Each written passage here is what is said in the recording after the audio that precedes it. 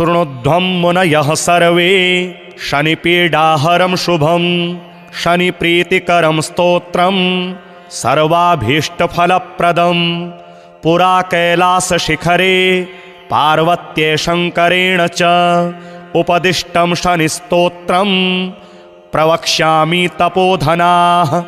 रघुवंशेति विख्यातो राजा दशरथः प्रभुः बभूव चक्रवर्ती च सप्तदीपाधिपो बली।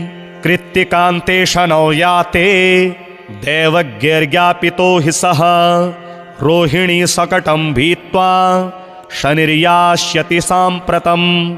इत्थं शकटभेदेन सुरासुरभयङ्करं द्वादशाब्दं तु दुर्भिक्ष्यं भविष्यति सुदारुणं। देशाश्च नगरग्रामाः भयभीताः समन्ततः।